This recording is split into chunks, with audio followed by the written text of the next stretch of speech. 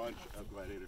So really excited about this. We tried to do, I'll show you the first three trucks in detail, but a couple words.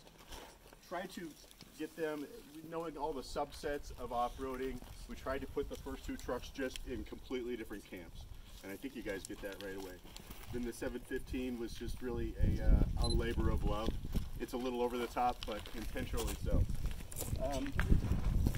I've been out here since Wednesday of last week, and I brought 16 people with me from our office, and they're people that work on different aspects of Jeep. I've been doing this for several years, and the idea is to, if they work on a Jeep, they need to know this side of it. And it's not the customers, it's the enthusiasts. So we bring them out. Most of them have never been in a Wrangler ever before. They've never been off-road, they've never been in low range. We teach them that, and the first 2 days are horrible. I get all smashed up bumpers and torn up clutches and stuff. In fact, I'm not going to bring any more manual transmissions out here.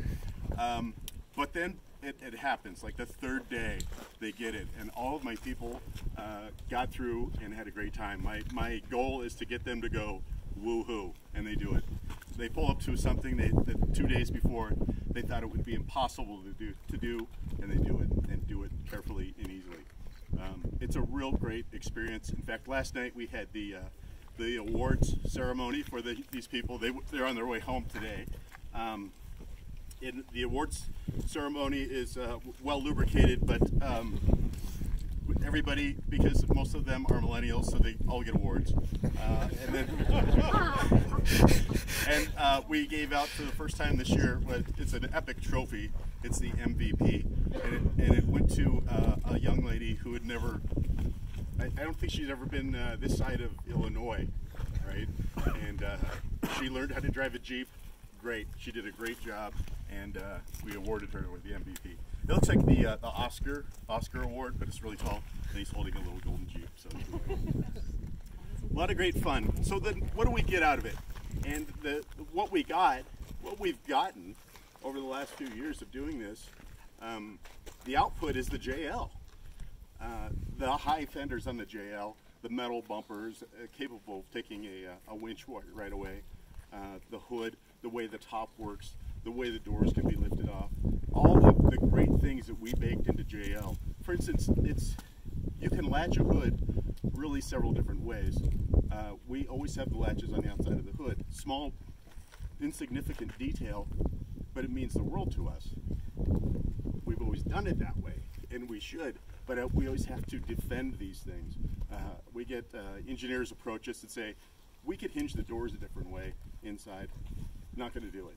So Wrangler being the nucleus, the center of the brand, so important to us to keep all that stuff. You guys, I don't need to tell you, this crowd, how that works, but it's important in Auburn Hills that people understand. So what I get out of this is understanding. Enough of the preachy crap. Let's go look at some trucks. All right? Gonna start over here.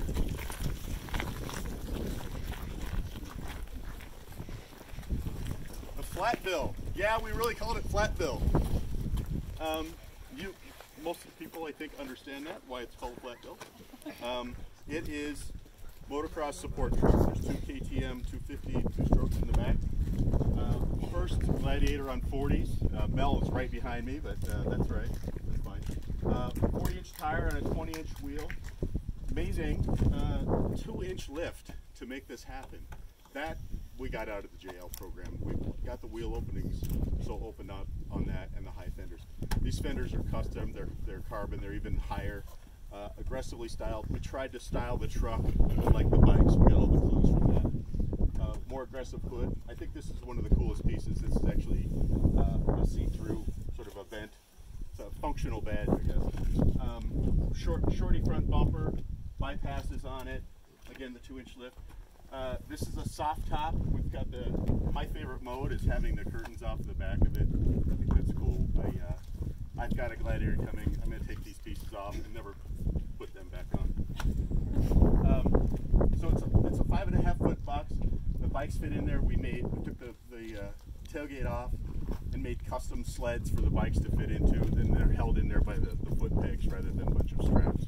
And then the sleds slide back and down for loading. Why do we have bikes? Because we have payload now, 1,600-pound payload in the truck. These bikes aren't even pressing us down. Because the spare tire's gone out of the back, the 40 wouldn't fit.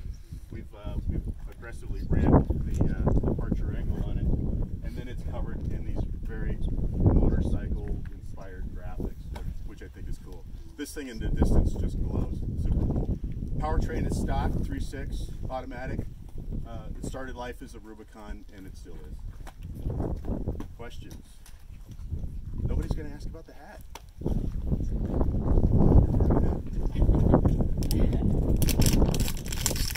Hey, flat bill hat.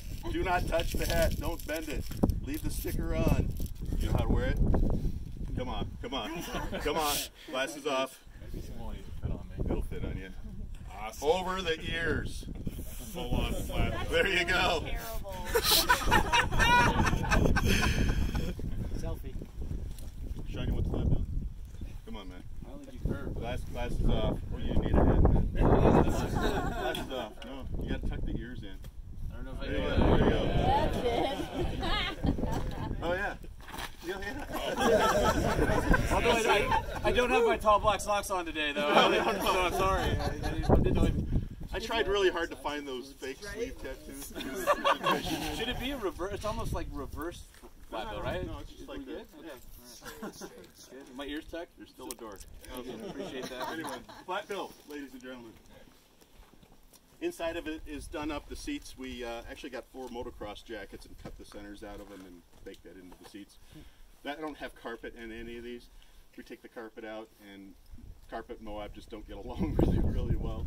So they're all rhino lined on the inside. This happens to be done in that acid green. Mark. Why 8 lug axles? You only have 2 here with 8 lug axles. 60s in it, so front and rear. Is that right? 60s? Yeah, 2 that have 40-inch tall tires. Yeah, that makes sense. Yep. Yeah, we'll get to that. Yeah. We're done. We're on to the next one. Okay. So the whole other side of the spectrum of off-road, overland. And overlanding, I like to joke, where's Scott? Right here. You ever overlanded?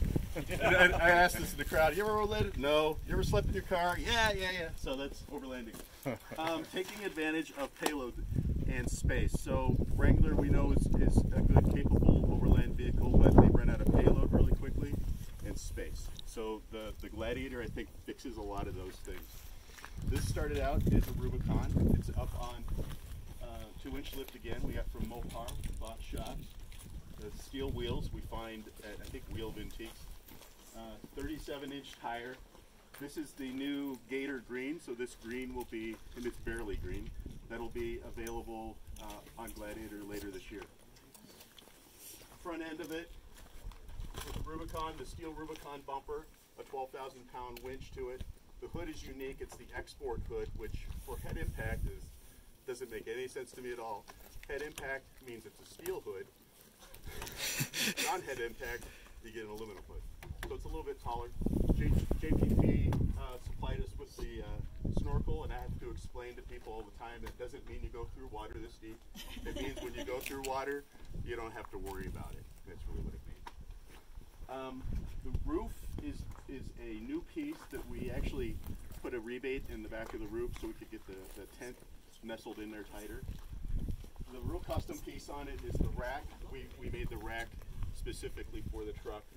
Added a roof tent to it, and it's hard shell crank up tent. That's the best way to go in windy situations. And a large awning to it. And let's do the deploy. Ready? We'll open it up for you. How much does the tent weigh? What does the tent weigh? 125 or something like that? Yeah. I always think that they weigh Not the tent. It's all the crap you bring with you. We intentionally didn't do all the pots and pans and stuff like that. We wanted to make it look like what you would leave the imagination and engage what people would do with there. This thing is pretty cool.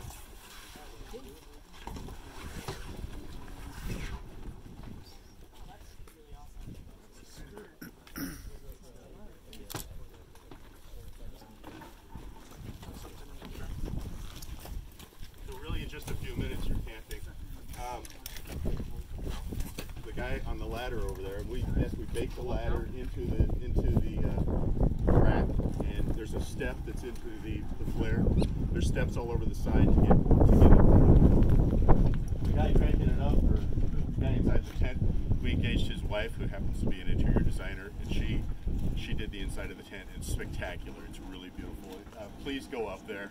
It's got pin lights on it, pillows, Moscow mule cups, the whole thing. No, they're Moscow mule cups.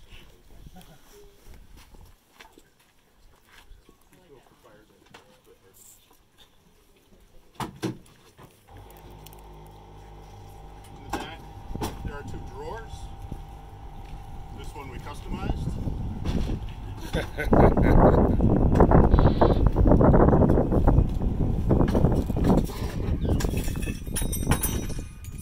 all the stuff.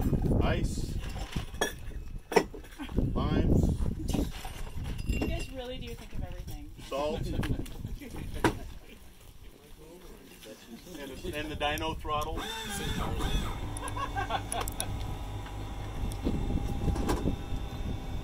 We've got all kinds of stuff in there for you guys. You know, we're feeding the photographers here, right? Pretty cool. This is camping, right? Scott, approved? All right.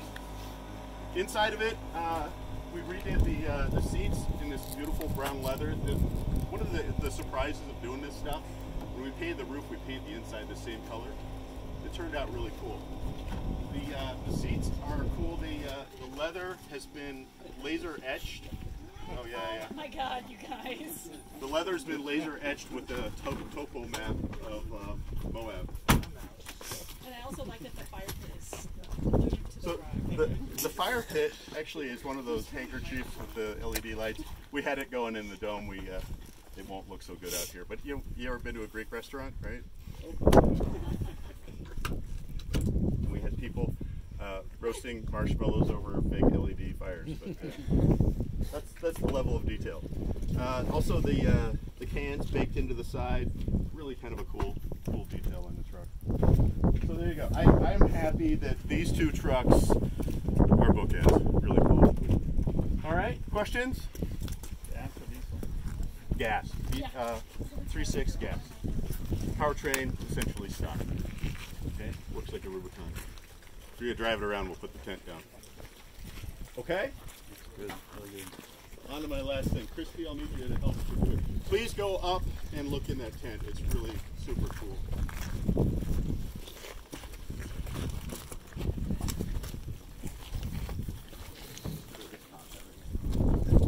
Just stand by and help me get it done. Oh, it's a little, sorry. M715, I get asked all the time, Mark, what's your favorite Jeep of all time? And the answer is CJ5. Because CJ5 is the template for everything we do with Wrangler. The flatbedder's cool, but the CJ5 was when I think it gelled. They got it right. There's a lot of shapes and forms in there that we try to bake into, and you'll see it in the new JL. Second favorite though, M715. And being a designer, M715 was never allowed in the styling studios at all. That was never done in clay. It was an engineering. I remember them as a little kid. They looked to me like a monster truck. It was the big tires. They're ugly. It's the Johnny Cash, sexy, ugly, cool. So M715, been wanting to do one for a couple of years. Chris, raise your hand, my designer here. And it's the result of a lot of late night text that makes this kind of thing happen. We just want to take an M715 and love it.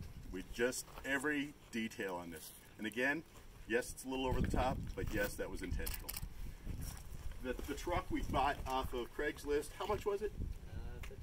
$5,500, just like everybody else does. And it was a pretty authentic truck. Came with a lot of extra parts.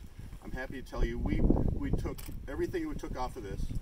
We're piling onto a pallet, and we're going to get it back into the community.